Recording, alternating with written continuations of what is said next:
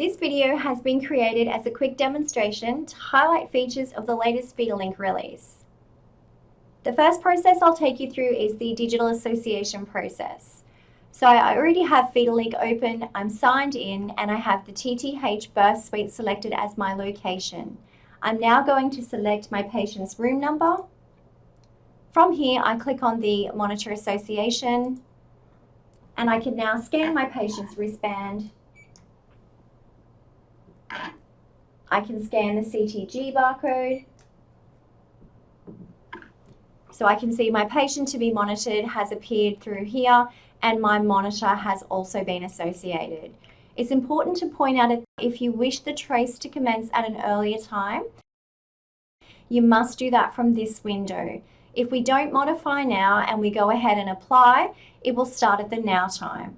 So I'm going to demonstrate how to modify the trace time. So I click on the word modify, I go in through the time up through the top here, and I can make my modification. I can now see my single patient trace information, and I also have Annie's details through the top here. I'm just going to navigate through to the census view so that I can document my reason for monitoring.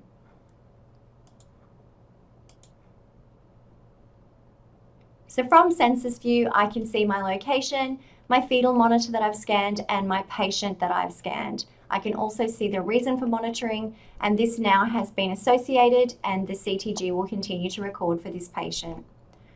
The next process I'm going to take you through is the manual association process. So once again, the beginning of the demonstration will start with me signed into FetaLink. I will have the TTH birth suite open, and I'm now going to select my location. I once again click on the monitor association button, but this time instead of scanning my device and my patient, I will go ahead and use the patient search.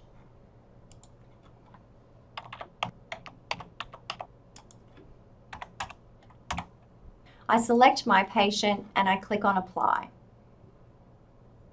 From here, I go ahead and do a manual monitor search.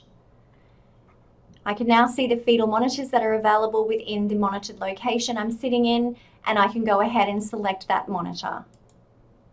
I click on apply.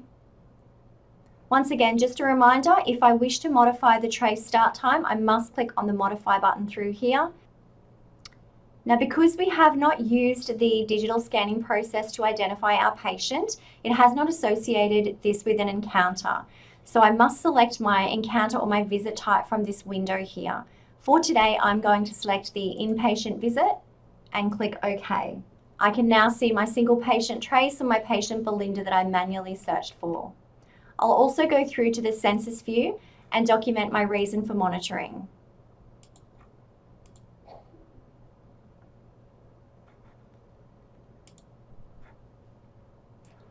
So while we have Belinda's FetaLink strip open, I'm just going to quickly point out some functionality that remains the same. So the annotations are still made by double-clicking in the trace and adding the relevant information. So I'll just demonstrate this now.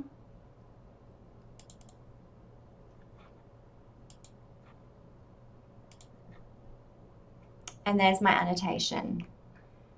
Alerts are also still displayed within the CTG, and the archive functionality also remains the same. There are, however, some small visual differences. As an example, you can decide to show or unshow some of the data that you can see through here. I'm going to untick the mum's heart rate by unticking the show box, and that's going to isolate mum's heart rate from the CTG view. To return that to the trace, I just quite simply click back in the show box, and I can see that information will reappear for me. In addition to this, we have a low light function that's been added. To set the screen to low light, you quite simply come to the top through here, click on the low light option, and then your screen will change to the dark setting background. We'll now step through the process of disassociating a patient from the monitor. So the monitor association tab will still be here. We'll click through that one there, and then we'll see the word disassociate. We'll click to select the disassociation, click on the word apply, and you'll now be presented with a window that's letting you know that no patients are associated to this location. So that lets you know that you have successfully disassociated the monitor. We now need to make sure that we also finalize this case for the patient. So in order to do that, we need to go back to the census page. You'll now see my patient Belinda that I disassociated the monitor from is sitting in a hold location. So I click within that hold location, click on the word finalize. I can see my reason for monitoring is still appearing in through here, and the system is asking you to confirm that you're sure you want to finalize this patient's current episode. You click yes, and this finalizes the patient's CTG trace, and it will now be archived.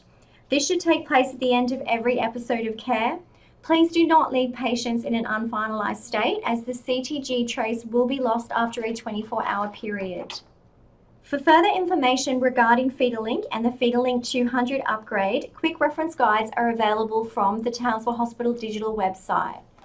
I have QEPS open. I click on the IMR icon. From the IMR Digital Hospital training page, I can click on the quick reference guides. I scroll down to find the maternity. I can see the maternity quick reference guides that are available, which includes the new FetaLink 200 upgrade information.